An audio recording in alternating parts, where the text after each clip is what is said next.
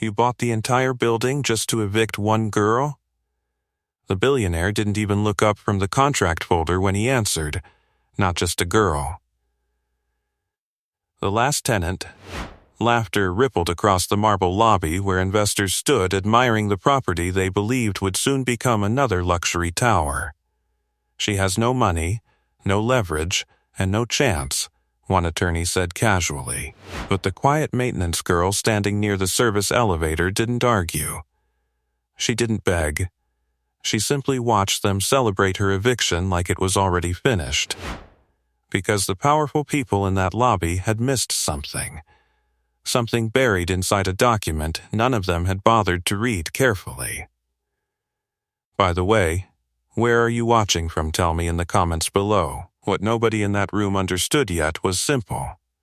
Buildings remember the people who created them, and sometimes the quiet girl sweeping the floors knows the truth hidden in their bones. Victor Halbrecht finally closed the folder and looked toward the service corridor. His expensive suit moved like armor as he stepped closer to the girl everyone wanted gone. "You're the holdout, right?" he asked. The young woman nodded once. Mara Ionescu didn't raise her voice. She stood with grease on her gloves and a wrench tucked into her belt, calm enough that it irritated him. Behind her, the service hallway smelled faintly of detergent and rusted pipes. Luxury investors watched from the lobby, curious how long the stubborn tenant would last. Everyone else took the buyout. Victor continued, "You could have walked away with more money than this place is worth." Mara glanced briefly toward the stairwell where her little brother waited. Leo sat quietly on the steps holding a worn backpack. The building was the only home he could remember. She turned back to the billionaire.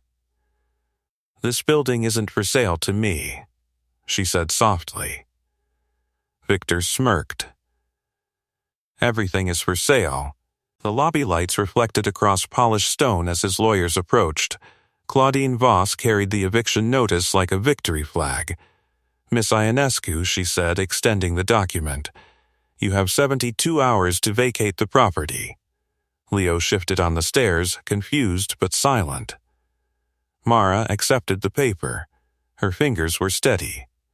That calm expression again unsettled Victor. Most people argued, most people panicked. She only folded the notice once and slipped it into her pocket. "You understand the deadline?" Claudine asked. Mara nodded. "I understand." The billionaire gave a satisfied breath. Problem solved, he thought. Investors resumed discussing rooftop pools and glass penthouses. But while the powerful people celebrated, the girl walked quietly back toward the service corridor.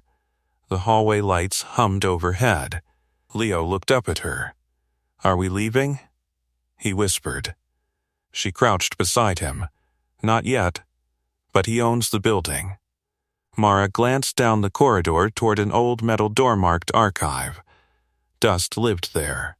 So did history. She rested her hand on the boy's shoulder. "People think ownership is simple," she murmured. "Paper, money, signatures." Leo frowned. "Isn't it?" She looked back toward the bright lobby where Victor Halbrecht shook hands with investors. Then she reached into her worn tool bag. Inside sat a long cardboard tube. Its edges were frayed from years of careful keeping. She slid the cap loose. Old blueprints whispered softly as they moved. Leo's eyes widened. "Dad's drawings?" Mara nodded slowly. The paper smelled like dust and engine oil. Lines of steel beams and hidden supports crossed the page. At the bottom rested a familiar signature. Their father's. She rolled the blueprint closed again. Calm returned to her expression. "If he wants this building," she said quietly, "he'll have to understand it."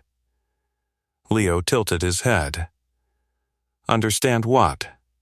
She looked toward the marble lobby again. Victor's laughter echoed down the corridor. She slipped the blueprint tube back into the bag. That this place was designed with more than walls. Leo blinked. "What else?" Mara stood slowly. Her voice stayed calm. A promise. The hallway hummed quietly around them. Far away, investors toasted the future demolition. None of them noticed the girl walking toward the archive door. None of them realized the building's past was about to speak. The metal handle felt cold beneath her fingers. Dust drifted when the door opened.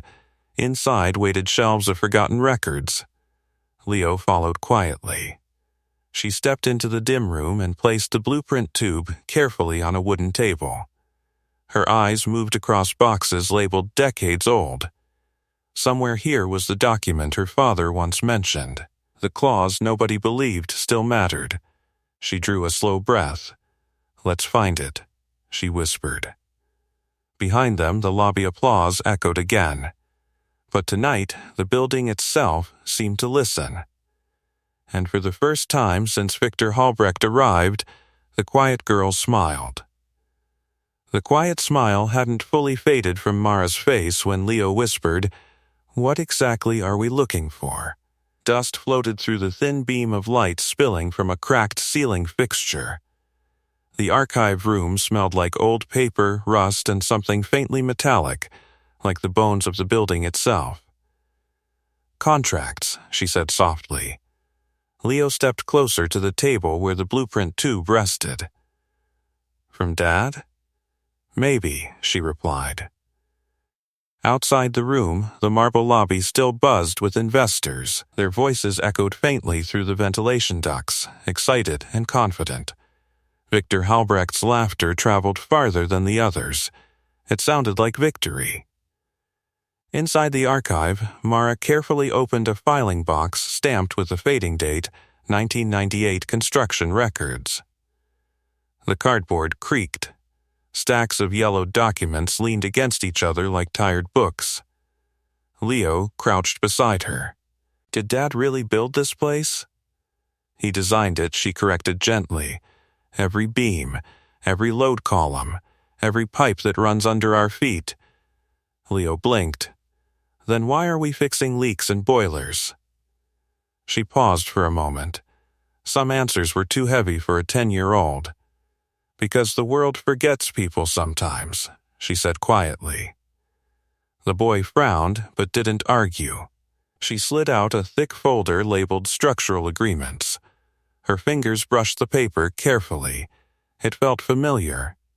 Not because she remembered reading it before, but because she remembered watching her father write things like this late at night. Long hours. Cold coffee. Stacks of calculations. He used to say buildings were like living creatures. "They breathe," he'd tell her. "Treat them right and they'll stand longer than we will." Leo tilted his head as she scanned the pages. "Do you see it?" "Not yet." The building groaned faintly somewhere above them. Pipes shifting, air moving through old ducts. A place with memories. Mara flipped another page. Nothing. Another. Still nothing. Then a voice echoed down the hallway outside. "Where is she?" "Victor." Leo stiffened immediately. Mara closed the folder halfway and listened.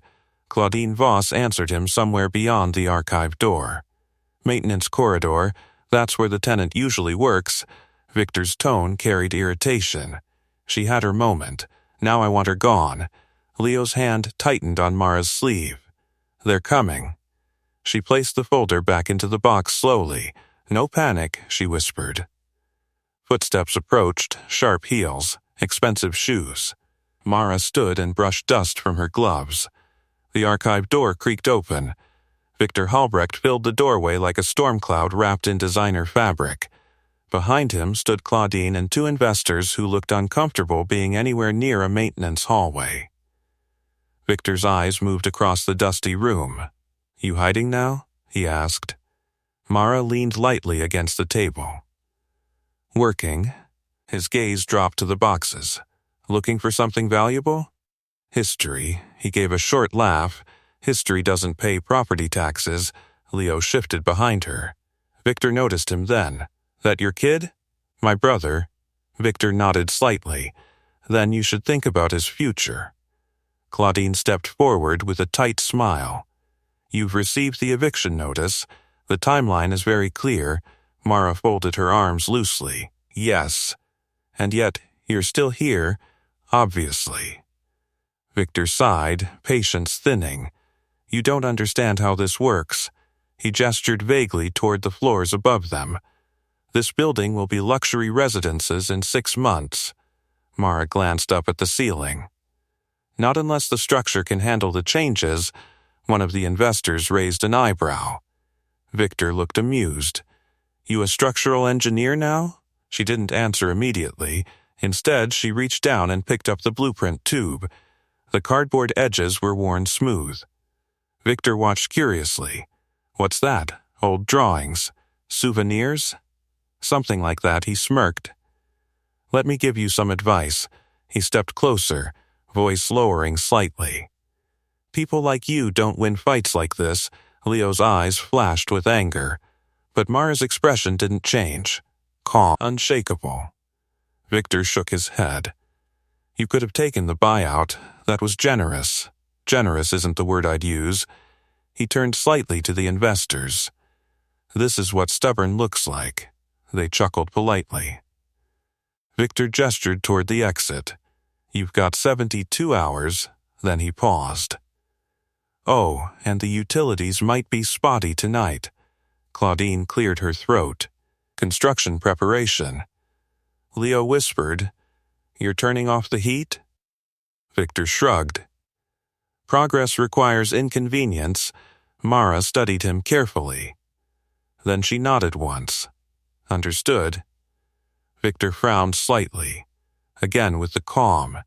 No fear, no argument, just acceptance. It unsettled him. He turned toward the hallway. Let's go. The investors followed quickly, clearly eager to return to the bright marble lobby. Claudine lingered a moment. Her eyes flicked briefly toward the blueprint tube. You won't find anything useful down here, she said quietly. Then she left. The archive door closed. Silence returned. Leo exhaled hard. They're trying to scare us. Yes, so what do we do? Mara slowly reopened the folder she'd been studying. Dust lifted again as the paper moved. We keep looking. Leo watched her flip through more pages. Minutes passed. Then something unusual caught her eye. A thin sheet tucked between 2 larger contracts, handwritten. Her father's signature rested at the bottom. Her pulse slowed. She slid the paper free. What is it? Leo asked. Mara studied the words carefully. A clause. A very specific clause. Her quiet smile returned. Something interesting, she said. Before she could read further, she looked up at Leo.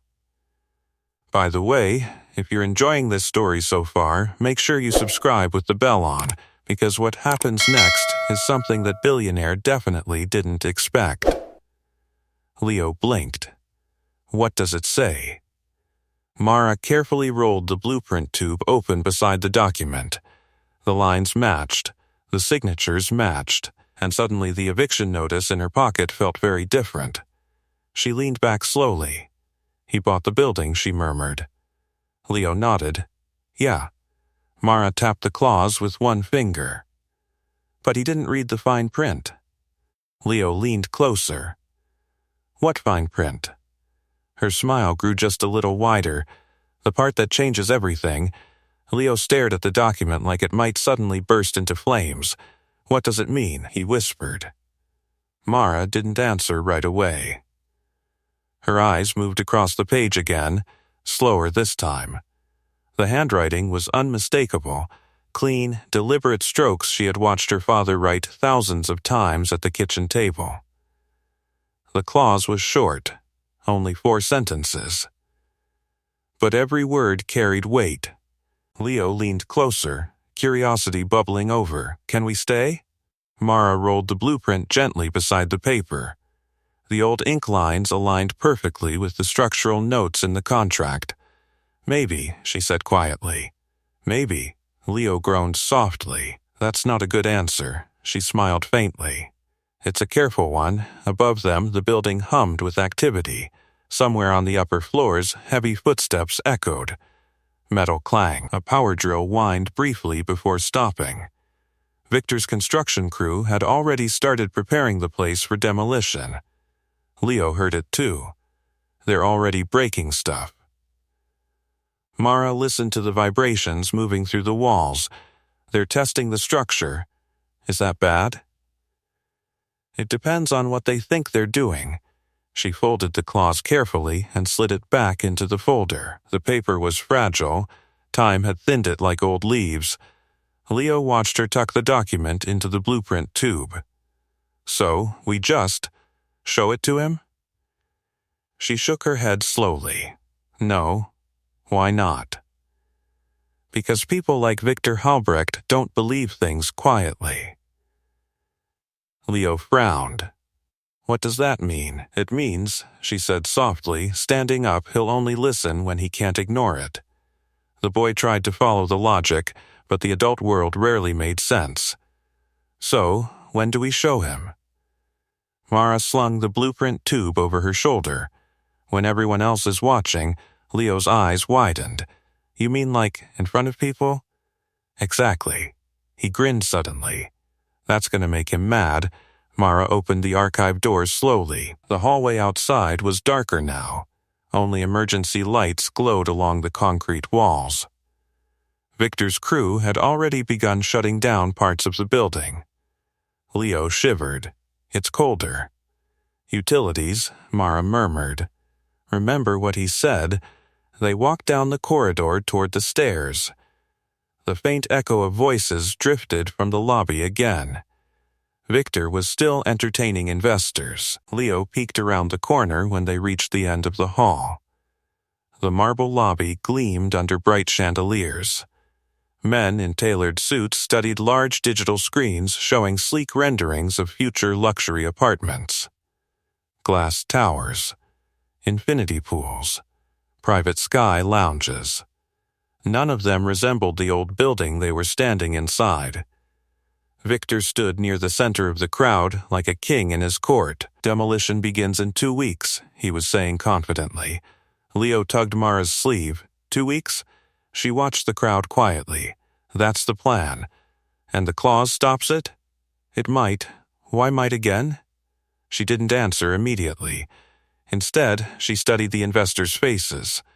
Powerful people, important people, the kind of witnesses that made truth impossible to bury. Then she turned away. Let's check the boiler room. Leo blinked. The boiler room? If the heat goes off tonight, the pipes will freeze, but we might stop the demolition. That doesn't help if the building floods first. Leo sighed but followed her. They descended the narrow maintenance stairs. The air grew warmer with each level. The boiler room door groaned open. Inside, the old machinery rattled and breathed like some enormous metal animal. Steam hissed from a pipe near the ceiling. Mara immediately crossed the room and twisted a valve. The hiss softened. Leo watched her move with quick certainty. You really do know this building better than anyone. She wiped her hands on a rag. I grew up in it. No, I mean like how you know where everything is, she shrugged. When you live somewhere long enough, you listen. Leo leaned against a metal railing. Dad used to say that. Yes. The boiler hummed louder for a moment, then settled into a steady rhythm. Leo kicked lightly at the concrete floor. You think Victor's scared of losing the building? Mara considered the question. No. Why not? Because he doesn't think he can lose. Leo thought about that. Then he smiled mischievously. He's gonna hate being wrong. Mara laughed quietly. That part might be true. They turned toward the door again. But before they could leave, voices echoed from the stairwell outside. Victor again. And Claudine. I don't care how long she's lived here, Victor was saying sharply. She's gone in 72 hours. Claudine's voice stayed calm. The paperwork is airtight. Good. Leo whispered, he's really sure. Mara listened silently. Victor continued speaking. The press event is tomorrow afternoon. Investors, city council, everyone. Leo's eyes widened again. Press event? Mara's gaze sharpened. Victor's voice grew confident again. We announce the redevelopment, celebrate the acquisition, and make it very clear the last tenant is leaving, Claudine replied smoothly. A public statement of authority, Victor chuckled. Exactly. Footsteps moved away up the stairs. The boiler room fell quiet again. Leo stared at Mara. You heard that, right? Yes. The press event is tomorrow, she nodded slowly. Leo looked at the blueprint tube over her shoulder. That's when you're going to show him. Mara stepped toward the door. Yes. Leo grinned. In front of everybody, she pushed the door open. And in front of the only audience that matters, Leo followed her up the stairs. Who's that? Mara glanced toward the glowing lobby above. The people he was trying to impress. Leo laughed softly. Victor Halbrecht didn't know it yet, but the stage he'd built for his victory was about to become something very different. And tomorrow afternoon, the quiet girl he tried to evict would be standing right in the center of it. The stairwell door creaked open as Mara and Leo stepped back into the dim maintenance corridor. The marble lobby glowed at the far end like a stage under bright lights. Voices carried easily down the hall. Victor Halbrecht still speaking with investors, their confident laughter echoing against polished stone. Leo leaned against the wall and whispered, "He really thinks this is already over." Mara didn't answer immediately. Instead, she studied the blueprint tube resting against her shoulder. The worn cardboard had traveled with her through years of small apartments, late-night moves, and quiet promises she made to her father's memory. Inside it was more than drawings. Inside it was proof. She glanced toward the lobby again. Victor was standing beside a holographic model of the future tower, pointing at glass penthouses and rooftop gardens. The investors nodded eagerly, already imagining the profits. Leo followed her gaze. That's where the press thing will be? Yes. And that's where you'll show the claws? Yes. Leo grinned nervously. This is going to be good. Before Mara could respond, a slow set of footsteps approached from the opposite hallway. Samuel Ortega appeared carrying a battered toolbox, his gray mustache twitching with concern. He stopped when he saw them. You two still here? Of course, Mara said gently. Samuel looked past them toward the bright lobby. That developer's already planning demolition routes, he muttered. Leo frowned. Demolition routes? Means they're studying where to break the building first. Samuel wiped grease from his hands with a rag. They think the structure's simple. Like any other old apartment block, Mara tilted her head slightly. And it isn't? Samuel snorted softly. Your father designed this place. He tapped a nearby concrete wall. Half these support lines are hidden. Smart engineering confuses anyone who didn't build it. Leo beamed with pride. See? Dad was a genius. Samuel smiled faintly at the boy. That he was, his eyes drifted to the blueprint tube. You still keeping those drawings? Mara nodded. Always. Samuel stepped closer, lowering his voice. Listen, that man out there? Victor Halbrecht? Yes, he's powerful. People like him don't usually lose. Mara met his gaze calmly. They lose when they misunderstand something important. Samuel studied her face. For a moment, something in his expression shifted. Recognition. Your father used to say that, he murmured. Leo looked between them. What did he mean? Samuel leaned against the wall. Your dad believed buildings had rules. Structural rules. Legal rules. Design rights. He tapped the blueprint tube gently, and sometimes those rules outlive the people who wrote them. Mara didn't reply, but her silence confirmed enough. Samuel straightened slowly. You found something in the archives, didn't you? Leo's excitement nearly burst out. She found a clause. Mara shot him a soft look. Leo clamped his mouth shut. Samuel's eyebrows rose. A clause? Maybe, Mara said carefully. Samuel chuckled. Your father loved clauses.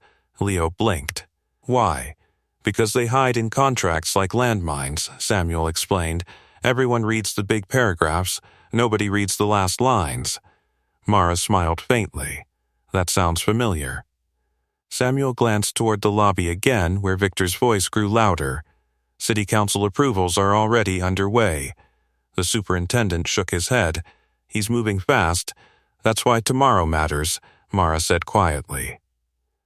Samuel studied her. You planning something? Just telling the truth. Samuel nodded slowly. Truth's a dangerous thing in front of investors. Leo couldn't hide his grin. That's the point. Samuel laughed under his breath. You really are your father's daughter. For a moment the corridor fell silent. Then the elevator doors at the far end slid open. Claudine Voss stepped out, heels clicking sharply against the floor. Her eyes landed on the small group instantly. Well, she said smoothly. Still here? Samuel muttered something under his breath and walked past her toward the boiler room. Claudine didn't acknowledge him. Her attention stayed on Mara. You've been busy tonight. Maintenance work. Of course. Claudine's gaze drifted to the blueprint tube again. You seem very attached to those drawings. They belong to my father. I assumed as much. Claudine stepped closer, her voice calm and professional. You should consider accepting the buyout before tomorrow. Leo crossed his arms. Why? Claudine smiled politely at him. Because public embarrassment rarely benefits anyone. Mara tilted her head slightly. That sounds like advice. It is. Thank you. Claudine studied her face carefully. You're very calm for someone about to lose her home. Mara's voice stayed soft. I'm calm because I understand this building. Claudine's smile tightened just a little. And Mr. Halbrecht doesn't? He understands money. Claudine folded her arms. Money usually wins, not always. Claudine's eyes flicked toward the archive hallway. You found something down there. Mara didn't answer. But silence often speaks louder than words. Claudine sighed lightly. Well, if you're planning a dramatic moment tomorrow, I'd reconsider. Why? Because contracts are very precise things. Mara nodded slowly. I agree. Claudine studied her for another second. Then she turned and walked back toward the elevator. Before stepping inside, she glanced over her shoulder. 72 hours, she reminded. The doors closed with a soft metallic sigh. Leo exhaled loudly. She definitely knows something's up. Mara looked toward the lobby again. Victor's investors were beginning to leave. Tomorrow afternoon the room would be full of cameras instead. The perfect audience. Leo tugged her sleeve. So, what now? Mara adjusted the blueprint tube on her shoulder. Now we prepare. Leo grinned. For the press event? Yes. And the clause? Yes. Leo's excitement bubbled again. Victor Halbrecht believed tomorrow would be the day he proved his power. But somewhere inside the old building, buried beneath decades of paperwork and steel beams, waited a single forgotten sentence, a sentence that could stop everything. And tomorrow, everyone in that lobby was going to hear it. The elevator doors had barely closed behind Claudine Voss when Leo exhaled a breath he hadn't realized he'd been holding. She knows, he whispered. Mara leaned against the hallway wall for a moment, listening to the building. Pipes hummed faintly somewhere above them. The old structure had its own quiet rhythm, a pulse she'd learned to read years ago. Maybe, she said calmly. Leo crossed his arms. That lawyer definitely suspects something. Suspicion isn't proof, and proof is the clause. Mara nodded once. The clause is the beginning. Leo blinked. The beginning of what? She pushed herself off the wall and started walking toward the archive again, of understanding what it really means. Leo hurried after her. You already read it. I read the words. And now I need to read the context. The archive door creaked open again as they stepped inside. Dust swirled in the yellow light like drifting smoke. Mara placed the blueprint tube carefully on the table and pulled the folded clause from the folder. Leo leaned over the paper as she smoothed it flat. Okay, he said, squinting. Explain it again. She traced the lines with one finger. This clause connects three things, she said quietly. The design rights, the structural authority, and the architect's heir. Leo pointed at the signature at the bottom. That's Dad, yes, and the heir is you. Yes, Leo grinned. So that means Victor can't demolish the building. Not exactly. The grin faded slightly. What do you mean, not exactly? Mara picked up the blueprint and unrolled it beside the document. The drawing showed the building's skeleton, steel beams, weight loads, support columns hidden behind walls. Look here, she said, pointing to a series of reinforced support points. Leo leaned closer. These hold the entire central structure, and these, she continued, tracing another line, connect to the structural modification rights. Leo blinked. You're losing me. She smiled gently. The clause doesn't just protect the building.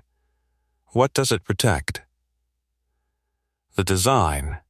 Leo frowned. But that's the building. Not always.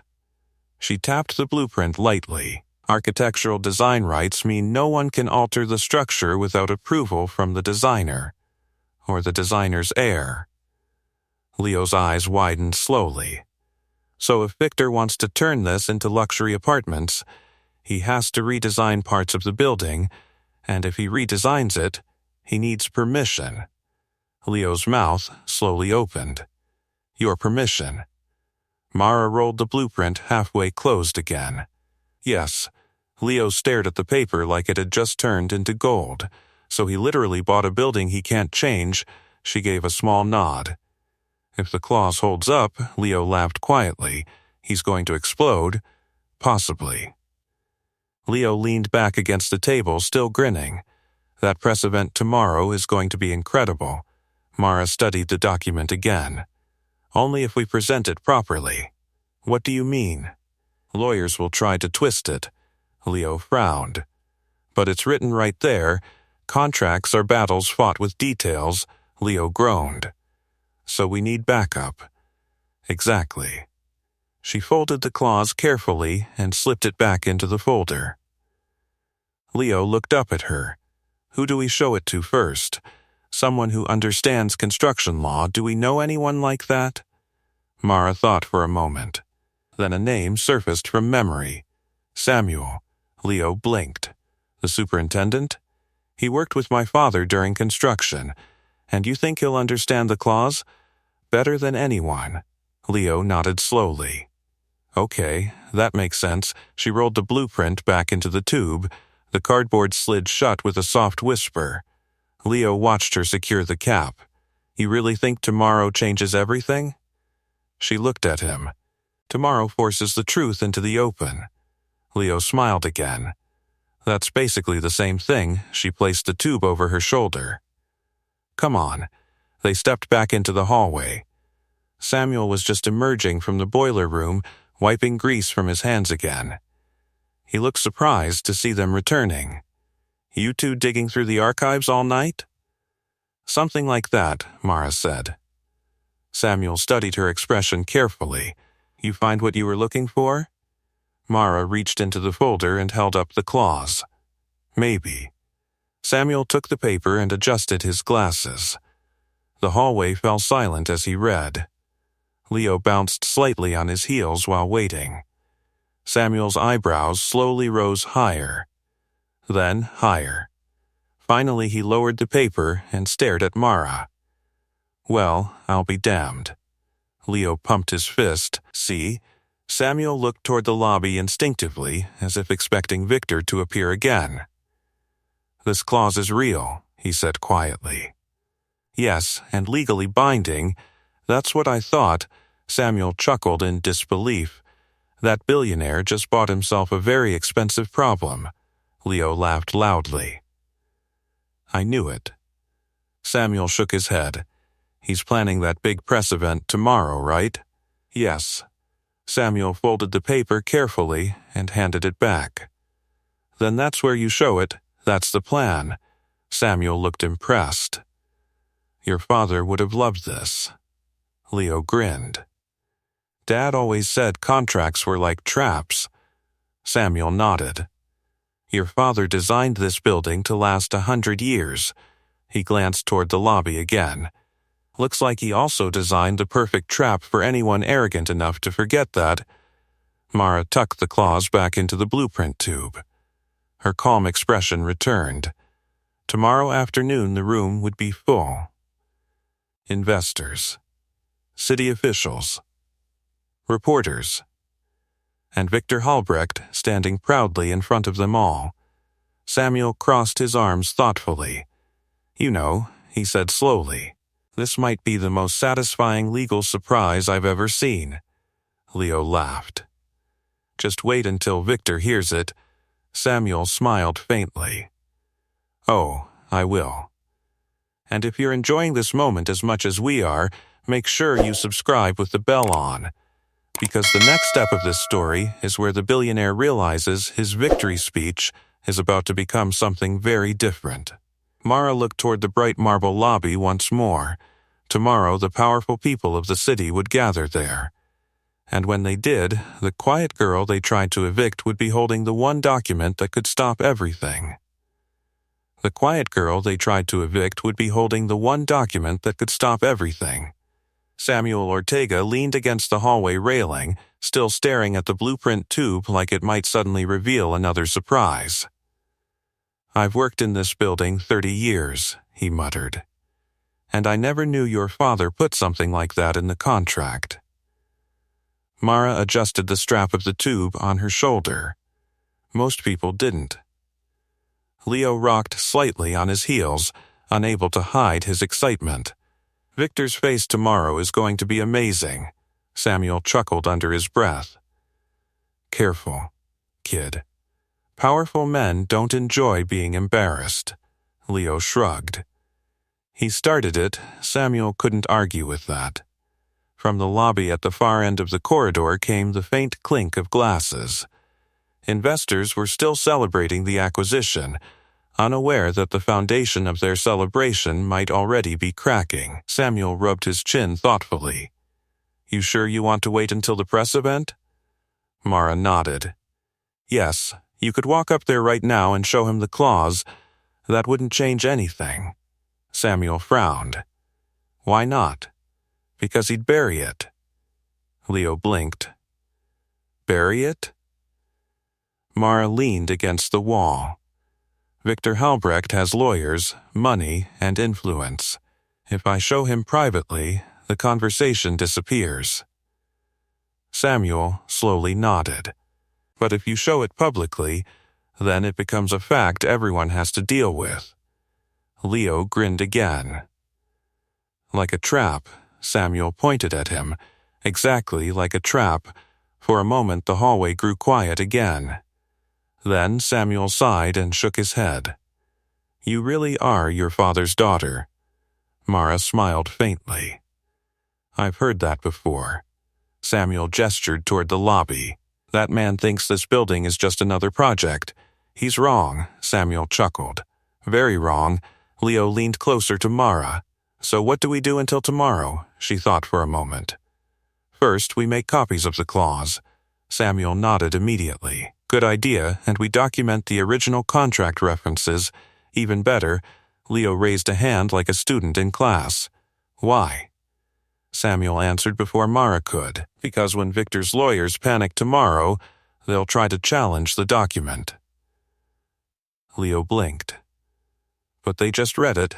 Samuel shrugged. Lawyers challenge everything. Mara pulled the clause from the tube again and handed it to Samuel. Can you access the office copier upstairs? Samuel grinned. I know every machine in this building. Good. Leo followed them down the corridor as they headed toward the maintenance office. The lights flickered slightly overhead. Construction crews were already tampering with electrical circuits. Samuel muttered, "They're rushing."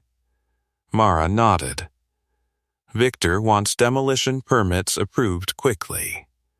They reached the small office near the stairwell. Inside sat an aging copier beside stacks of maintenance logs. Samuel switched on the machine. It whirred awake slowly, like an old engine clearing its throat. Leo leaned on the desk while Mara carefully placed the claws on the glass. The copier hummed. A moment later, the first copy slid out. Samuel examined it. Clear enough. Mara made 2 more copies. One went into Leo's backpack. Another Samuel folded into his jacket pocket. Leo blinked. "Why do you get one?" Samuel smiled. "Backup." Mara nodded approvingly. "Exactly." Leo slung the backpack over his shoulder proudly. "This feels like we're preparing for battle."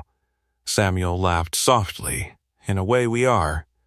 Mara rolled the original claws back into the blueprint tube. The cardboard clicked shut.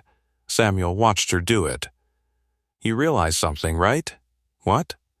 "Victor Halbrecht thinks tomorrow is his victory speech." Mara's calm eyes met his. "Yes." Samuel crossed his arms. "But tomorrow might become something else entirely." Leo grinned again. A disaster for him. Samuel shook his head slowly. Not just a disaster, a lesson. Leo tilted his head. "What kind of lesson?" Samuel looked down the hallway toward the glowing lobby, where Victor's voice echoed faintly once more. "The kind powerful people learn when they underestimate someone quiet." Mara walked toward the stairwell. "Let's get some rest," Leo groaned. "Rest? Tomorrow is the big day, yes. That's why we should celebrate." She opened the stairwell door. "Tomorrow requires a clear mind," Samuel nodded in agreement. "She's right, kid." Leo sighed dramatically. "Fine." They climbed the stairs together. The building creaked softly around them as if aware something important was coming. When they reached the landing near Mara's small service apartment, Leo paused. "Do you think Victor suspects anything yet?" Mara unlocked the door slowly. "Claudine suspects something." "But Victor?" She thought about the billionaire's confident smile earlier in the lobby.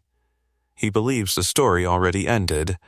Leo grinned. "That's his mistake, yes." They stepped inside the modest apartment. The place was small but warm. 2 chairs, a narrow kitchen table, and stacks of old engineering books that once belonged to their father. Samuel paused in the doorway.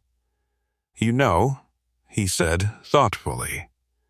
"Your father used to say, buildings reveal their secrets only when someone truly listens." Mara placed the blueprint tube carefully beside the table. "That sounds like him." Samuel nodded. "Well, tomorrow this building might reveal its biggest secret yet." Leo zipped open his backpack and checked the copied document again. Still there. Safe. He looked up at Mara. "You nervous?" She shook her head slowly. "No, why not?" Mara glanced toward the window overlooking the glowing city skyline. "Because tomorrow wasn't about fighting Victor Halbrecht. Tomorrow was simply about letting the truth stand in the middle of the room where everyone could see it.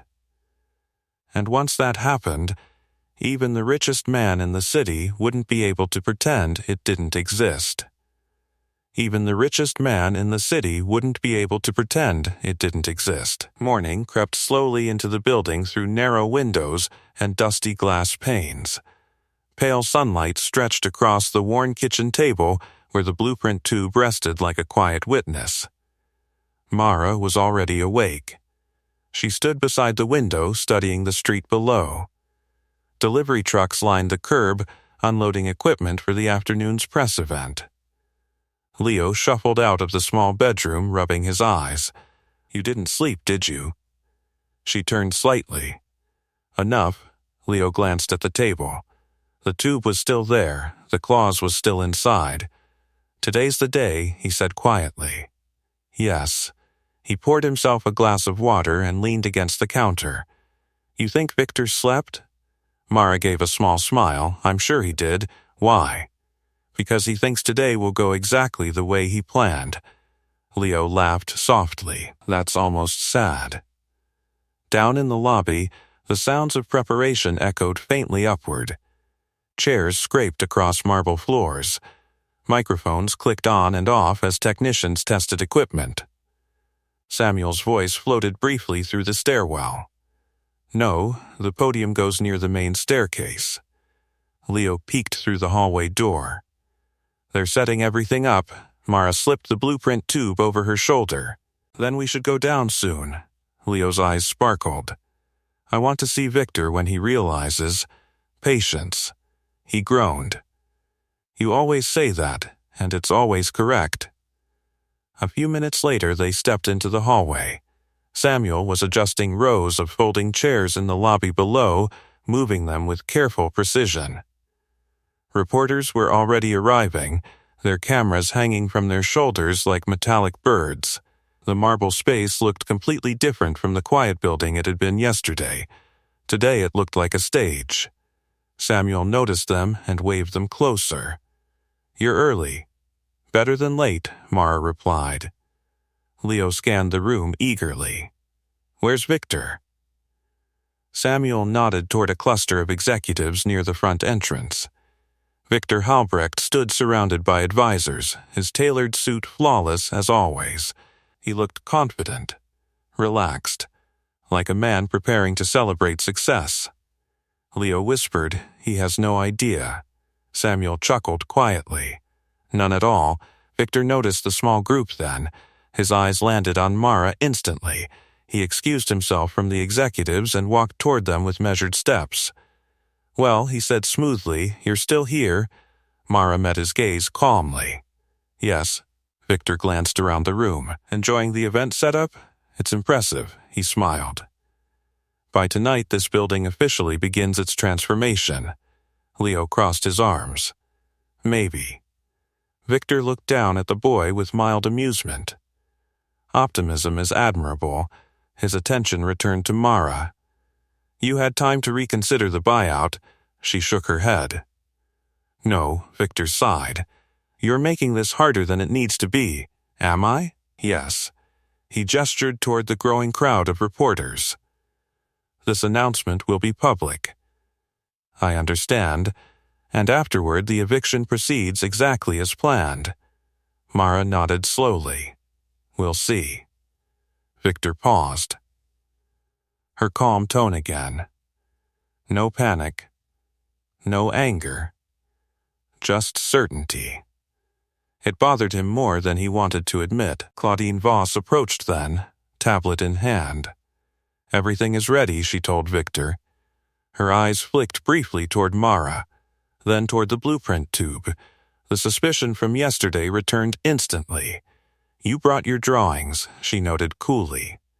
"They're important." Claudine studied her expression. "Important enough to change something today?" Mara simply smiled. "Possibly." Victor frowned slightly. "What exactly do you think is going to happen here?" "Truth," she said softly. Leo struggled not to grin. Victor gave a short laugh. "You're welcome to stay and watch the announcement." Claudine leaned closer to him and whispered something. Victor nodded and turned back toward the podium area. "Well," he said, "let's begin." The lobby lights brightened slightly as cameras switched on. Reporters filled the chairs Samuel had arranged. Investors gathered near the front row. City officials whispered among themselves. Samuel quietly moved to stand beside Mara and Leo.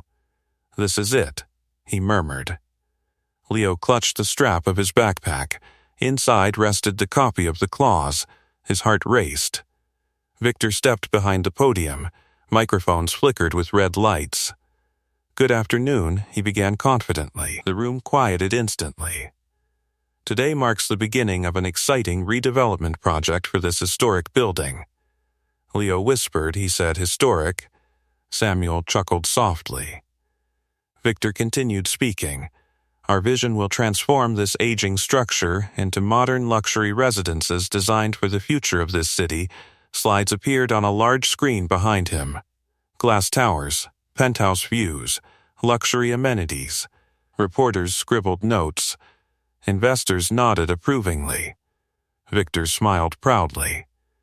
And as part of that process, the final tenant will be vacating the property within 72 hours. Murmurs rippled through the crowd. Cameras turned slightly toward Mara. Victor gestured toward her. We appreciate her cooperation in allowing progress to continue. Leo whispered, Cooperation? Mara stepped forward slowly. Samuel's eyes widened slightly. This was earlier than expected. Victor noticed her movement. Is there something you'd like to add? He asked with polite sarcasm. The room grew very quiet. Mara reached for the blueprint tube. Her voice remained calm. Yes, she said. There is. Victor folded his arms. Well, by all means. Mara gently opened the tube. The paper slid out with a soft whisper. Cameras shifted toward her. Leo felt his heart pounding in his chest. Samuel leaned closer and murmured under his breath. Here we go. Samuel's quiet words barely left his mouth before the entire lobby shifted its attention toward the young woman standing a few feet from Victor Halbrecht's podium. Mara held the blueprint tube carefully, the cardboard edge worn from years of use. The room had gone silent in that strange way large crowds do when something unexpected interrupts a scripted event. Victor looked mildly amused. This is unusual, he said lightly into the microphone.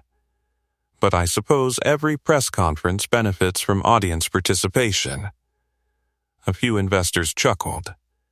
Cameras rotated toward the girl in work gloves standing in front of the billionaire developer.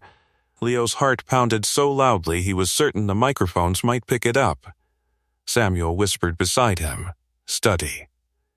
Mara didn't rush. She slowly unrolled the large blueprint across the podium table beside Victor.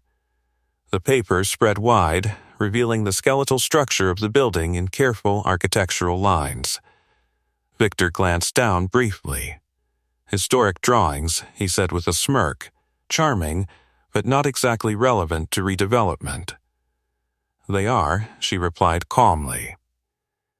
Claudine Voss stepped forward slightly, her expression tightening. Miss Ionescu, she said carefully, this is a scheduled announcement. If you have concerns, you may discuss them privately with our legal office. Mara didn't look at her. Private conversations don't change public facts. A low murmur moved through the reporters. Victor tapped the microphone once. Let's not turn this into theater. Leo almost laughed. Samuel crossed his arms quietly. Too late. Mara lifted a single sheet of paper from the blueprint tube. The clause. She held it carefully so the cameras could see. This building was designed by my father, she said calmly. Victor shrugged. Yes, we're aware of the architect, but the redevelopment team may not be aware of something written into the original structural contract. Claudine's eyes narrowed instantly. Victor tilted his head slightly. And what would that be? Mara placed the paper beside the blueprint. The reporters leaned forward in their chairs. The contract includes a structural modification clause, she explained. Victor chuckled. All buildings have modification clauses. This one is different. Claudine stepped closer to the podium. Miss Ionescu, if you're misunderstanding legal language, I'm not. The calm interruption stopped her. Victor's amusement faded just a fraction. Explain it then, he said. Mara tapped the clause gently. This clause states that any structural redesign of the building requires approval from the original architect. Victor folded his arms. That architect passed away years ago, yes, and therefore the clause no longer applies. She shook her head slowly. It transfers. Claudine froze. Victor's eyes sharpened slightly. Transfers to who? He asked. Mara looked directly at him, the architect's heir. A quiet wave of whispers moved through the crowd. Leo grinned beside Samuel. Victor shrugged again, though his tone had cooled. And you're suggesting what exactly? Mara lifted the paper so the cameras could clearly see the signature line. My father added a legal continuation clause. Claudine stepped forward quickly now. Let me see that. Mara handed her the document without resistance. Claudine scanned the page rapidly. Her confident expression cracked for the first time. Victor noticed immediately. Well, he asked. Claudine didn't answer right away. She reread the clause. Then she looked up slowly. This appears to grant structural approval rights to the architect's legal heir. Victor frowned. And? Claudine swallowed. And the heir would be? She looked directly at Mara. Her? A sharp ripple of surprise moved through the room. Reporters immediately began murmuring into recorders. Leo's grin widened. Victor's expression hardened. That's not possible, he said. The building belongs to me, yes, Mara said calmly. You purchased the property. Victor gestured toward the blueprint. Then this is irrelevant. Not if you want to change the structure. Claudine spoke quietly now. The clause specifically references structural redesign. Victor looked at her sharply. What does that mean? Claudine hesitated. It means demolition or major modification would legally require approval from the architect's heir. Victor's jaw tightened. You're telling me this girl can stop the redevelopment? Claudine lowered her voice. If the clause is valid, yes. The room buzzed with sudden excitement. Reporters raised cameras. Investors exchanged uneasy glances. Samuel leaned toward Leo and whispered, That sound you hear? What? Victor Halbrecht realizing he should have read the contract. Leo almost laughed out loud. Victor stepped away from the podium now, studying Mara carefully. You planned this, he said. No, then why bring it here? Because you chose this room. He glanced at the reporters surrounding them. Of course you did. Mara's voice remained calm. You wanted everyone here to witness your victory. Victor's eyes narrowed. And now you want them to witness yours. I want them to witness the truth. Claudine quietly checked the document again. The clause was clear, the language precise.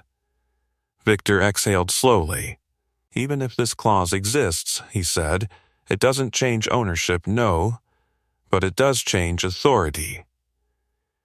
Victor studied the crowd of reporters now whispering excitedly. Samuel crossed his arms proudly. Leo could barely stand still. The stage Victor had prepared for celebration was turning into something very different. Before the tension could settle, Mara spoke again.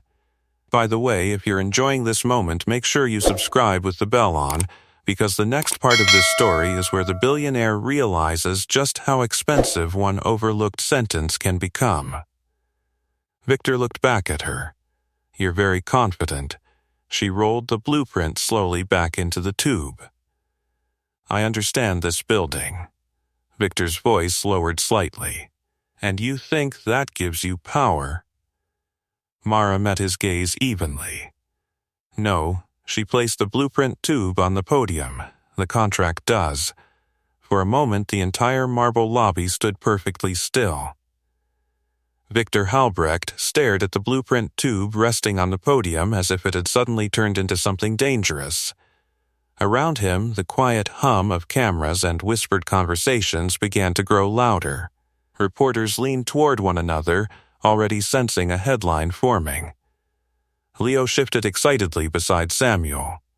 Did you see his face? He whispered. Samuel chuckled under his breath. Oh, I saw it. Victor slowly stepped closer to the podium again. His confidence hadn't vanished, but the easy smile he wore earlier had faded. He reached for the document in Claudine's hand. Let me see that. Claudine hesitated only a moment before handing it over. Victor scanned the clause quickly. Then again, his jaw tightened slightly. The language was simple, precise, impossible to misread. Leo watched carefully. "He's realizing it," the boy whispered. Samuel nodded. "Yes, he is." Victor lowered the paper slowly and looked back at Mara. "You expect me to believe this prevents redevelopment? It prevents structural modification without approval." "That's not the same thing, no," she agreed calmly. "It's worse." A ripple of laughter moved quietly through a few reporters. Victor shot them an irritated glance. He turned back to Claudine. "This clause can't override property ownership. It doesn't," she admitted quietly. "Then what exactly does it do?" Claudine chose her words carefully. "It gives the architect's heir authority over structural design alterations." Victor exhaled sharply. "And demolition?" Claudine looked at the blueprint again. "That would qualify." A murmur moved through the investors now. The celebration from earlier had turned into uneasy whispers. Victor placed the document on the podium. "You're telling me that after purchasing this entire property," Claudine didn't interrupt, "I need permission from her to proceed?" Samuel whispered to Leo, "That's exactly what she's telling him." Leo tried not to laugh again. Victor turned toward Mara. "Do you realize how absurd this sounds?" "No. You're a maintenance worker. I maintain the building." Victor gestured toward the blueprints. "You're claiming authority over a multi-million-dollar project because of a line in a contract written decades ago. Not claiming, then what? Demonstrating." The calm answer hung in the air like a weight. Victor glanced at the crowd. Every camera in the room was now pointed directly at them. The reporters smelled blood in the water. Leo leaned closer to Samuel. "Everyone's watching now." Samuel nodded. "That's exactly what she wanted." Victor rubbed his temple briefly. "Even if this clause exists," he said slowly, "we can challenge it, of course. You seem very relaxed about that." "I am." Victor studied her expression again. No fear, no hesitation, the same steady confidence she'd carried since the moment he met her. It irritated him deeply. "You've been planning this for days," he said. "Years." That answer surprised him. Victor glanced down at the blueprint tube again. "Your father designed this building." "Yes." "And he inserted a clause that could block future redevelopment." "Yes." Victor gave a short laugh. "That's incredibly inconvenient." Samuel muttered quietly, "You have no idea." One of the investors near the front row raised his hand nervously. "Mr. Halbrecht, does this affect the timeline?" Victor didn't answer immediately. Claudine did. "It may require legal review." The room erupted into louder conversation. Investors whispered urgently. Reporters began firing questions. Is the project delayed? Did the development team overlook this clause? Who approved the purchase contract? Victor held up his hand. "Everyone relax." The room quieted slightly. He turned toward Mara again. "Let's assume this clause is valid." "That's a good assumption." Victor ignored the comment. "Then we simply negotiate." Leo frowned slightly. "Negotiate?" Samuel whispered, "Watch carefully." Victor straightened his jacket. "Miss Ionescu," he said smoothly. "You clearly want something. I want the building protected. That's not realistic. It is if the contract requires my approval." Victor exhaled slowly. "Everything has a price." Leo rolled his eyes. Samuel chuckled. Victor stepped closer to her now, lowering his voice so only the nearby microphones caught it. "I can make you very comfortable." Mara shook her head once. "I'm already comfortable." Victor's patience began to crack. "You're standing in the way of a development worth hundreds of millions. I'm standing where the contract says I can." Victor looked toward Claudine again. There must be a workaround. Claudine's expression remained careful. "We could attempt litigation." "How long?" "Months, possibly years." Victor glanced around the lobby. The cameras, the reporters, the investors watching nervously. The press event that had been meant to celebrate his victory was slowly turning into a public negotiation. Exactly the situation Mara had wanted. Samuel leaned toward Leo again. See what she did? Leo nodded eagerly. She made it public. Which means he can't bury it. Victor looked back at Mara. You've put me in a very awkward position. That wasn't my goal. Then what was?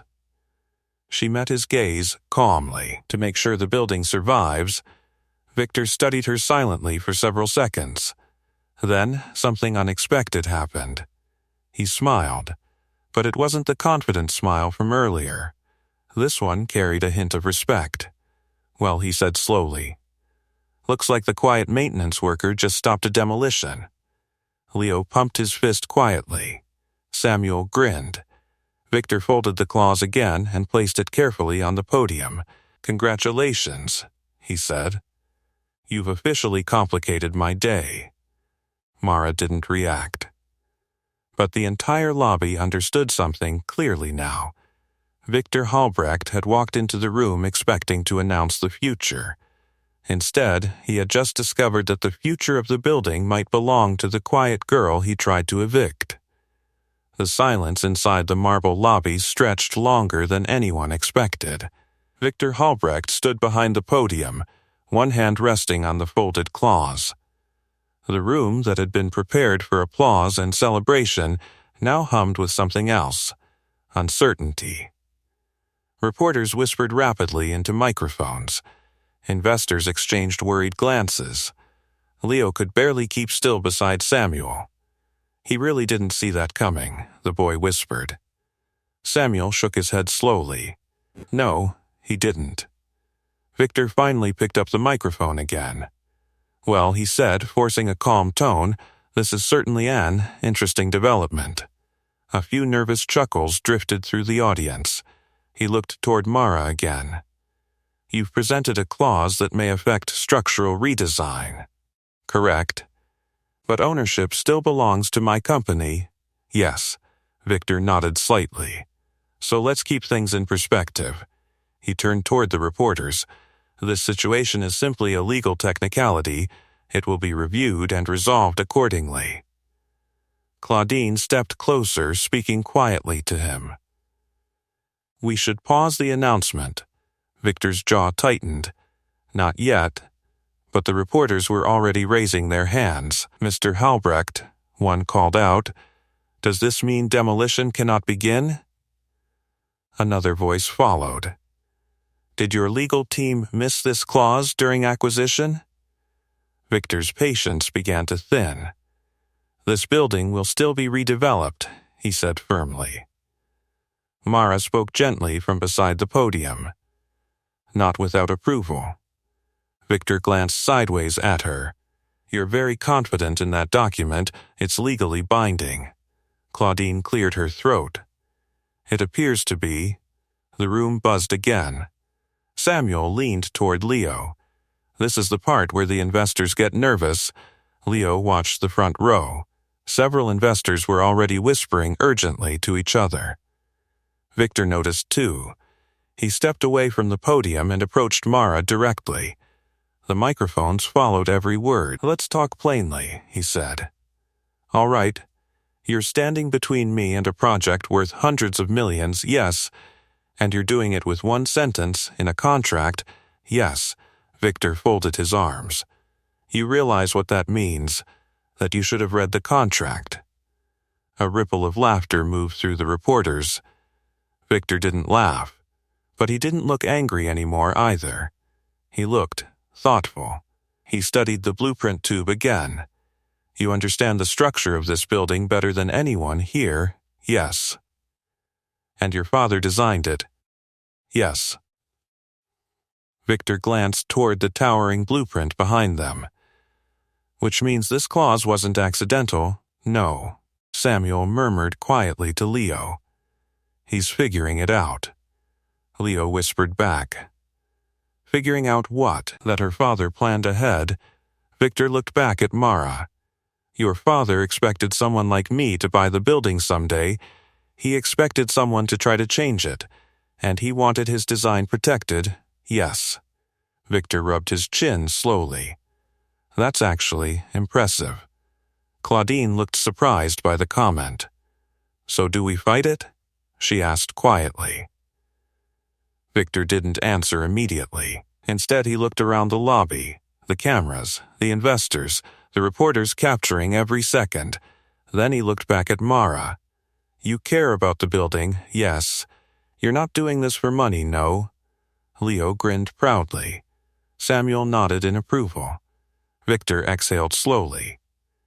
Well, that complicates my negotiation strategy. Mara tilted her head slightly. You expected me to sell? Most people would. I'm not most people. He smiled faintly. That's becoming clear. The reporters scribbled furiously now. This was turning into a story much bigger than a simple eviction. Victor walked back to the podium. The claws still rested on the table beside the blueprint. He tapped the microphone again. It appears, he said slowly, that our redevelopment project requires additional legal review. The investors shifted uneasily.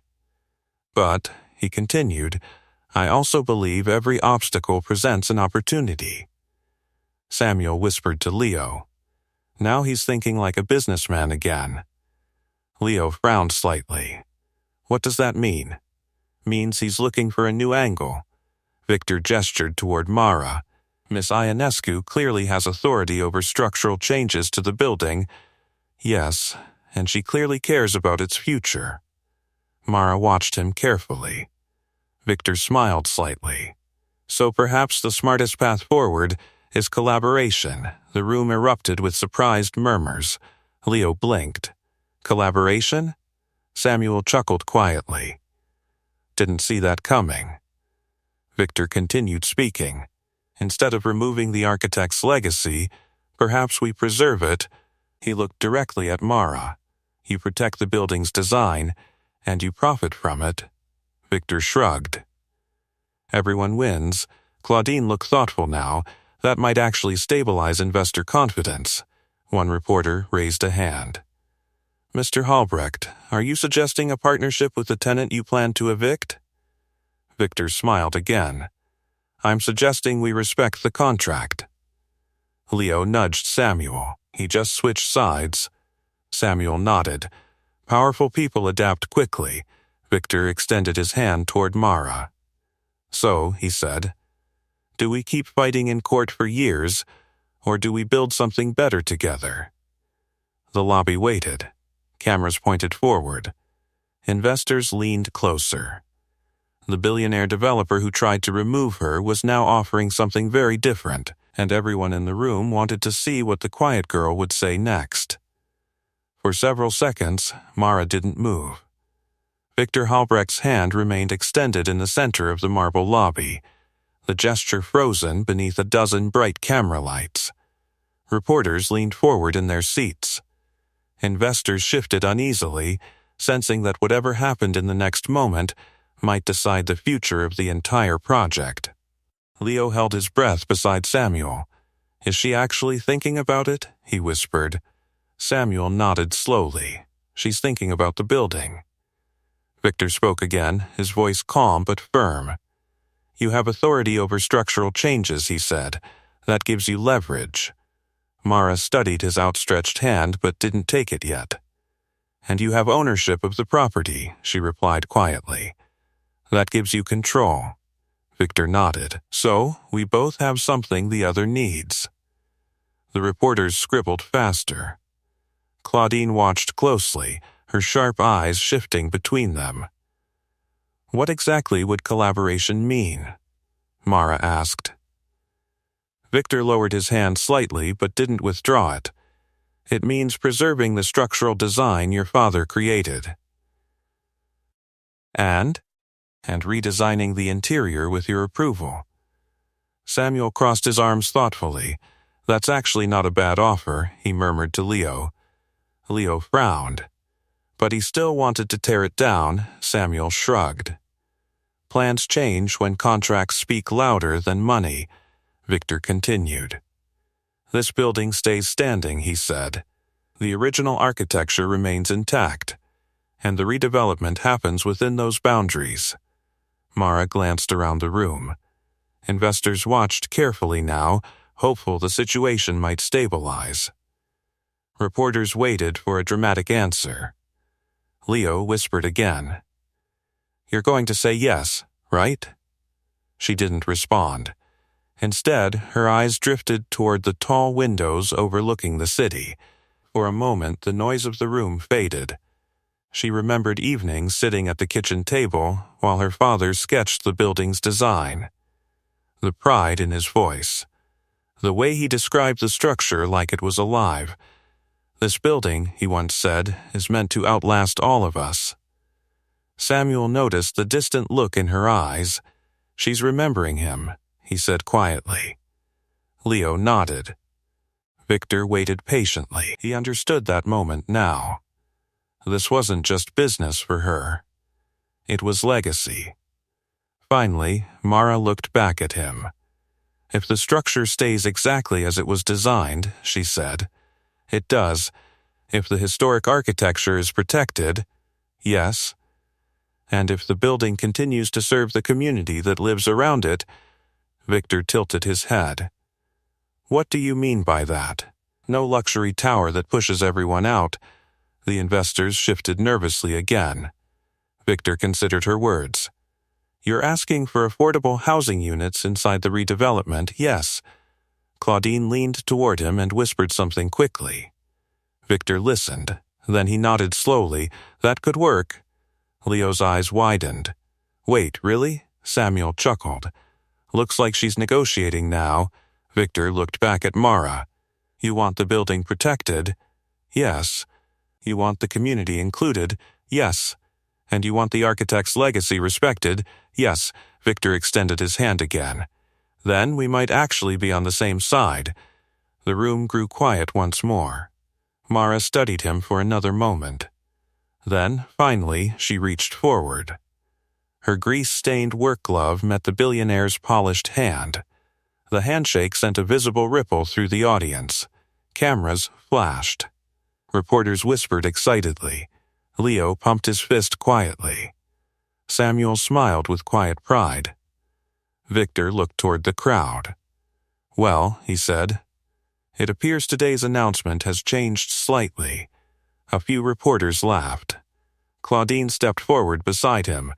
"The redevelopment project will now proceed with structural preservation under the approval of the architect's heir." She gestured toward Mara.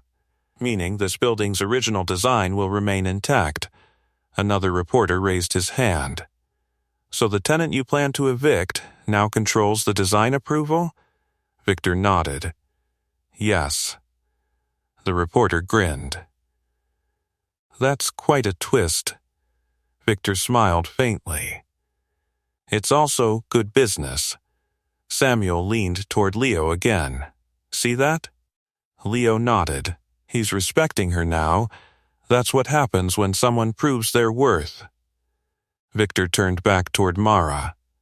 "You could have sold that clause quietly," he said.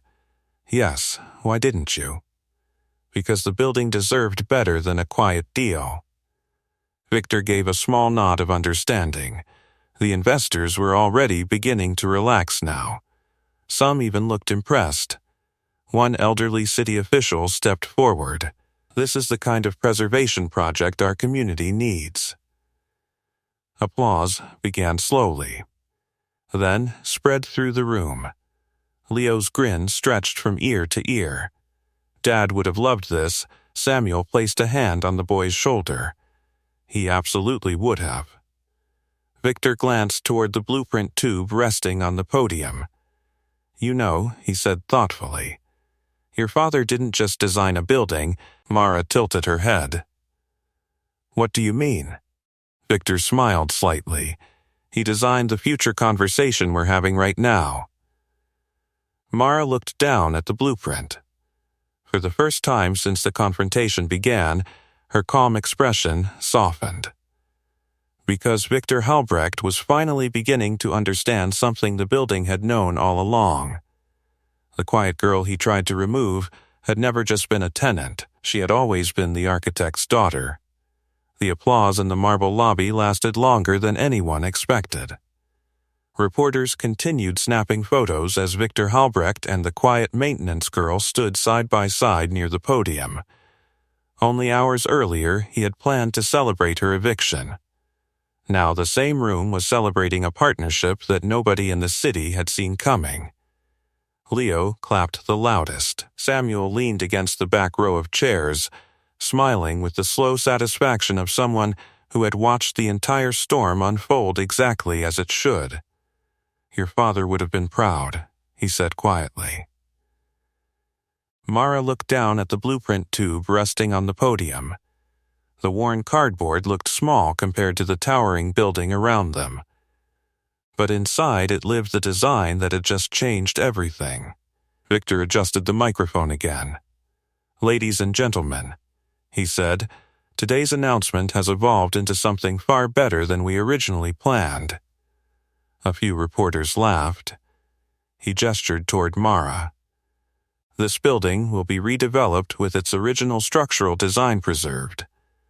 Murmurs of approval spread through the audience, and thanks to the architect's heir, he continued, will ensure the legacy of its creator remains intact. Leo leaned closer to Samuel. "He's being really respectful now." Samuel nodded. "That's what happens when arrogance meets reality." Victor stepped away from the podium and turned toward Mara again. "You surprised me today," he admitted. "That wasn't the goal." "No? No, the goal was protecting the building." Victor chuckled lightly. "Well, you did that very effectively." Claudine approached with a small folder of notes. "The investors are actually responding positively," she said.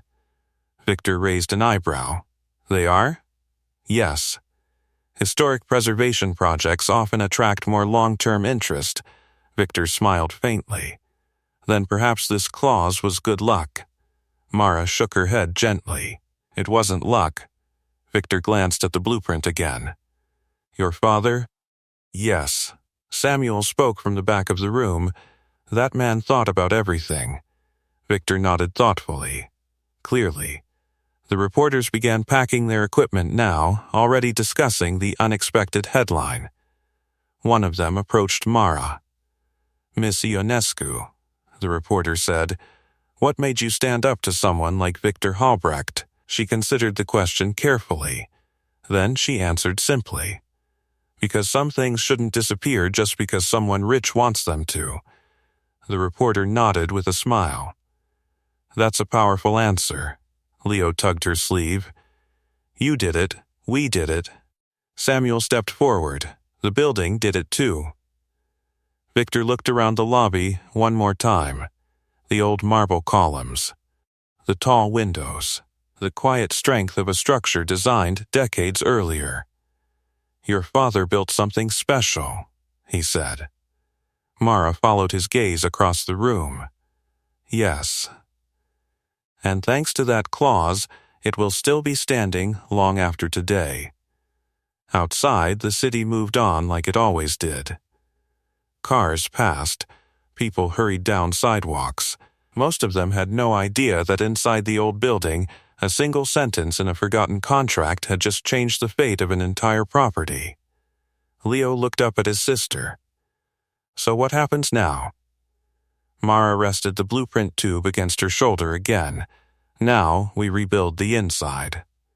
"But the outside stays the same." "Yes," Samuel grinned. "That's how you honor good architecture." Victor extended his hand one last time. "Looks like we're partners." Mara shook it calmly. "Looks like it." The lobby slowly emptied as the afternoon sun poured through the tall windows. But the building itself felt different now. Alive, protected, just as its architect had intended. And somewhere, if anyone had been listening closely enough, they might have heard the quiet echo of a father's design still holding the walls together. Not just steel and concrete, but legacy. A reminder that the quiet people the world overlooks sometimes carry the most powerful truths of all. And sometimes all it takes to change everything is one line in the fine print. Ask me for the next story title, and we'll turn it into another powerful story like this. Subscribe, and don't miss our next story, You Clean Floors, Not Engines. The CEO mocked the single dad. 12 minutes later, the jet was airborne. Trust me, you'll feel it. And tell me in the comments, what injustice should we tackle next?